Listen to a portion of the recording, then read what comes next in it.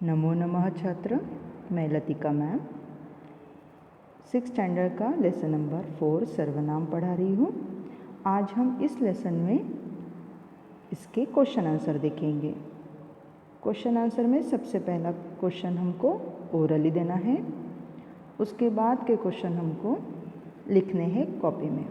Question number 2, वचनानुसारम रिक्त स्थानानि पूरयत। हमको वचन के अनुसार रिक्त स्थान फिल करने हैं।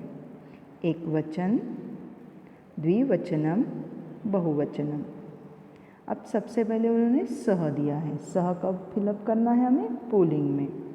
इसीलिए सह, तऊ, ते। सह का मतलब होता है वह, वे दोनों, वे सब। उसके बाद सेकंड में दिया है उन्होंने आवाम। आवाम यानी हम दो। तो उसके पहले एक वचन में आएगा अहम यानी मैं, आवाम, वयम मैं, हम दो, हम सब। उसके बाद नेक्स्ट में आया है ताहा। ताहा कब यूज़ होता है? जब स्त्रीलिंग में रहता है। तो इसीलिए आएगा सा, ते, ताहा, वह, वे दो, वे सब। उसके बाद है युवाम। युवाम कब फिलअप करते हैं हम? जब तुम दोनों होता है। इसलिए एक वचन में आएगा त्वम, युवाम, यूयम। उसके बाद है एतत यानी यह। एतत, एते, एतानी, यह, ये दो, ये सब। उसके बाद है एतौ। एतौ यानी ये दो। एषः, एतौ, ये ते, यह, ये दोनों, ये सब। उसके बाद नेक्स्ट में आया है तानी। तानी कब यूज़ करते हैं हम? नपुंसकलिंग में। इसलिए तत् यानी वह, ते वे दोनों, तानी वे सब। नेक्स्ट है एताहा यानी ये सब।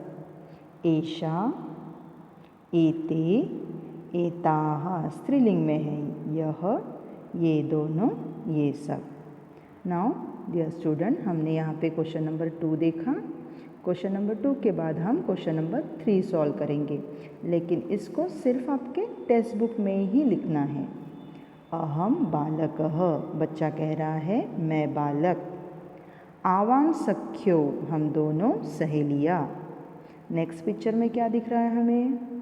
हाँ, वैद्य, चिकित्सकः। तो ये क्या कहेगा? अहम चिकित्सकः या फिर अहम वैद्यः। नेक्स्ट पिक्चर में क्या दिखा है हमें? गायिका। तो ये सब गायिकाएँ हैं, इसलिए हम कहेंगे वयम गायिकाः। वे सब कौन है? गायिकाः, वयम गायिकाः। अहम गृहिणी, कौन है ये? गृहिणी।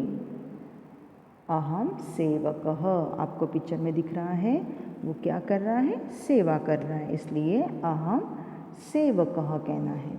यहाँ तक हमारा क्वेश्चन 2 और 3 इस लेसन के कंप्लीट हो चुके हैं। हम आगे किम सर्वनाम सीखेंगे। किम सर्वनाम का मतलब होता है क्या।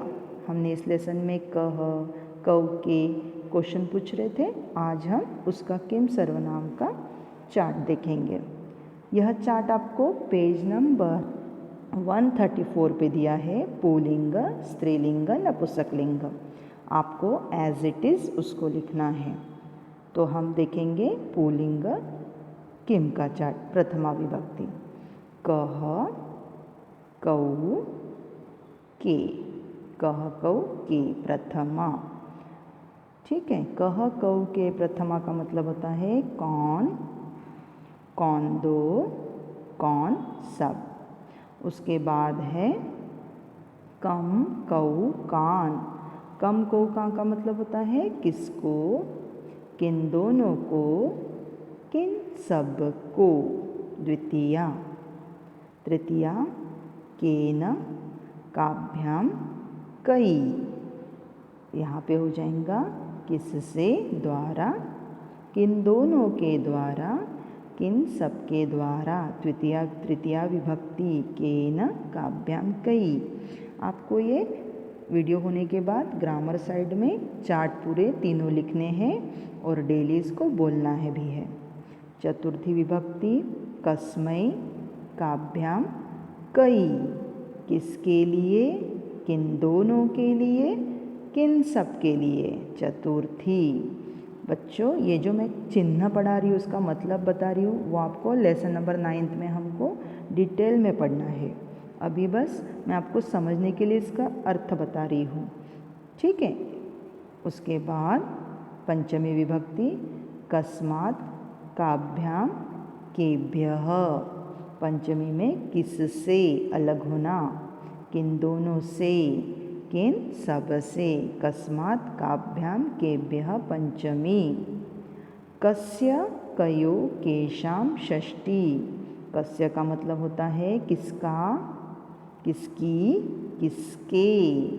किन दोनों का, की, के। किन सब का, की, के। कस्य कयो केषां षष्ठी। कस्मिन् कयो केषु सप्तमी। कस्मिन् कयो केषु सप्तमी। इसका अर्थ हो जाता है किस में पर, किन दोनों में पर, किन सब में पर। आपको ये चार्ट डेली बोलना भी है साथ में, जैसे कह कऊ के प्रथमा, कम कऊ कान द्वितीया, केन काभ्याम कैः तृतीया, कस्मै काभ्याम केभ्यः चतुर्थी। कस्मात् काभ्याम केभ्यः पंचमी। कस्य कयो केषां षष्ठी। कस्मिन् कयो केषु सप्तमी। इस तरीके से आप कस्मिन् कयो केषु सप्तमी, इस तरीके से आपको लर्न भी करना है। उसके बाद हम नेक्स्ट चार्ट देखते हैं किम नपुंसकलिंग का। ये जो किम नपुंसकलिंग का चार्ट है वो तृतीया से एज इट इज़ पुल्लिंग का होता है। आपकी बुक में सिर्फ प्रथमा और द्वितीया दिया है, तृतीया के बाद आपको ऐसा ही कंप्लीट चार्ट लिखना है। इसका भी अर्थ देखेंगे। किम के कानी का मतलब होता है क्या, क्या दो, क्या सब, प्रथमा विभक्ति। किम के कानी क्या, क्या दो, क्या सब। उसके बाद तृतीया में केन काभ्याम कई। इसका मीनिंग एज इट इज़ पुल्लिंग की तरह होगा। किससे, किसके द्वारा, किन दोनों के से, किन सब से। कस्मै काभ्याम केभ्यः चतुर्थी। कस्मै के लिए, किसके लिए, किन दोनों के लिए और किन सब के लिए। चतुर्थी।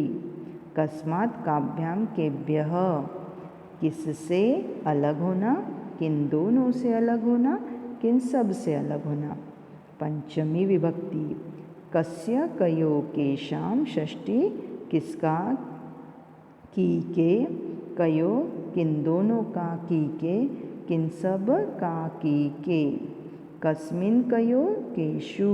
कस्मिन् कयो केषु, किन में पर, किन दोनों में पर, केषु किन सब में पर।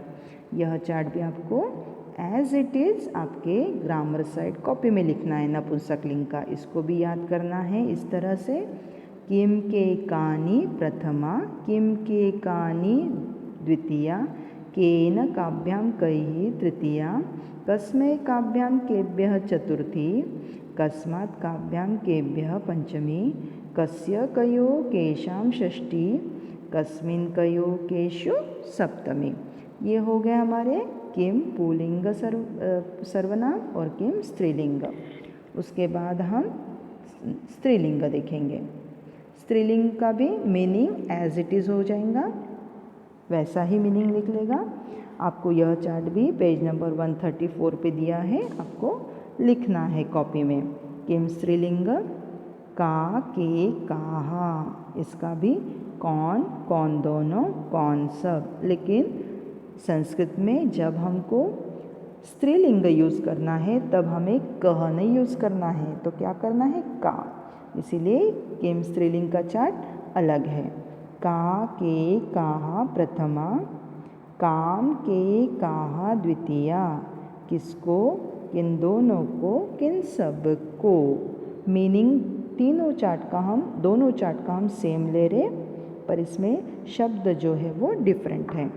तृतीया विभक्ति कया काभ्याम काभिः, किससे द्वारा, किन दोनों से द्वारा, किन सब से द्वारा। कस्यै काभ्याम काभ्यः, कस्यै किसके लिए, किन दोनों के लिए, किन सब के लिए। कस्याः किससे अलग, किन दोनों से अलग, किन सब से अलग। कस्याः किसका, की के, कयोः किन दोनों का, की के, और कासाम किन सब का, की के। कस्याम कयो कासु सप्तमी, किन में पर, किन दोनों में पर, किन सब में पर। अब फिर से हम इसे रीड करते हैं।